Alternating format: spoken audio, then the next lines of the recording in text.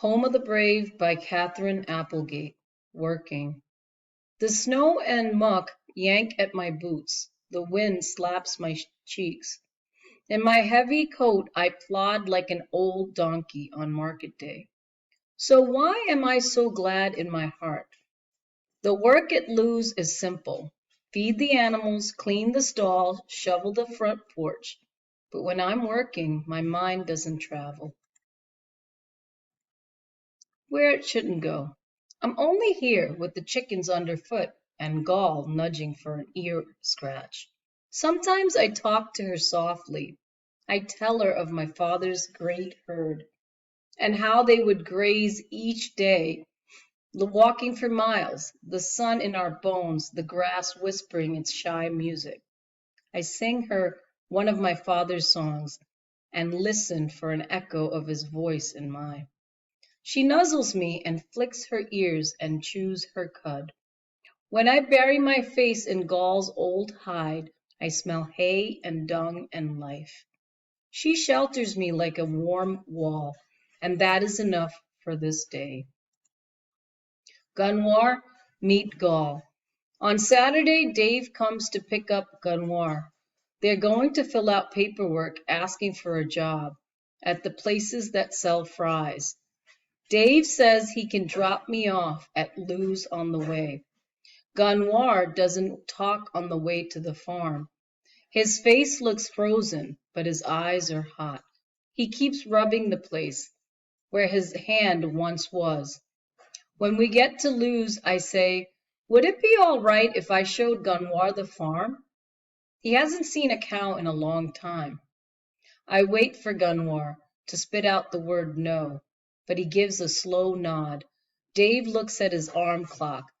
10 minutes, he says, tops.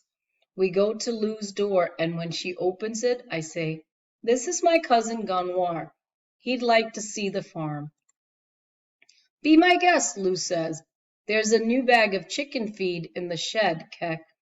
Ganwar follows me through the thick, crunching snow. It isn't much of a farm, he says.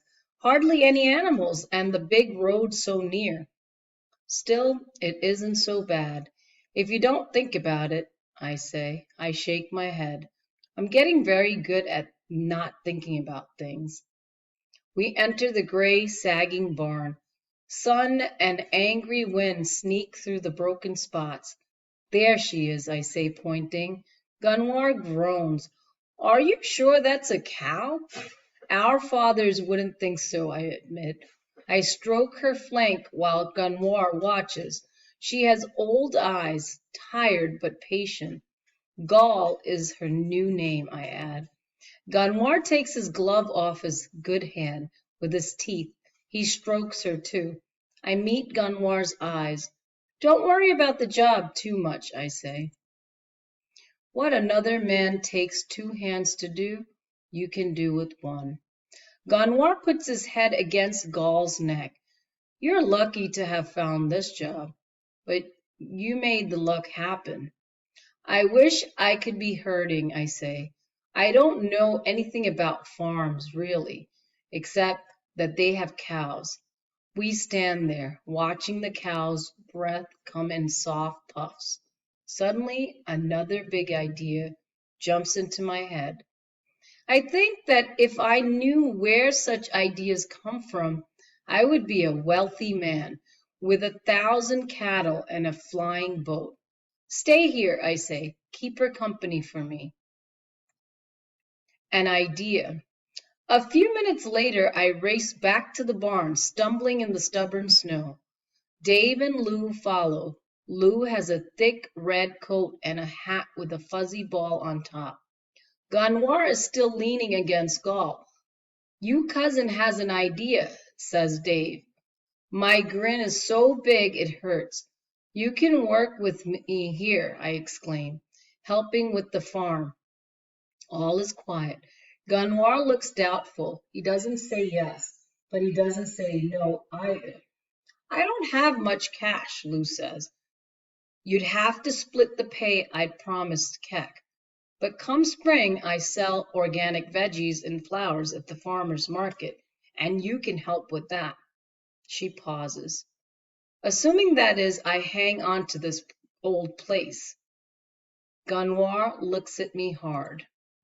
I can't take your charity, but I'm taking yours, I say. You're sharing your home with me. I don't know anything about farming, Ganwar says. I don't either, I say. Ganwar turns to Lou and holds out his hurt arm. What about this? He asks. His voice is soft, but his words are shouting. We all look at Lou. Lou shrugs. Guess you'll have to use the other one, she says. For some reason, this makes Ganwar smile. He slowly nods. He glances at Dave. Can you come back later? He asks. We have dung to shovel. I laugh. It's much harder here, I warn him. Everything freezes, even that. Gall moves softly, as if she's sorry to make work for us. Dave shakes my hand, then Lou's, then Ganwar's. Folks, this is great, he says. Ganwar, don't let Lou down, buddy. He won't, Lou says. She winks. Dave and Lou leave us in the cold barn. I look around me. It's not a great herd I see dotting the grass like clouds in a vast green sky. It's just a tired flock of scrawny chickens and a cow with ribs trying to hide behind her muddy coat. But for a moment, as Ganwar and I hum one of the old songs, we are where we belong in the world.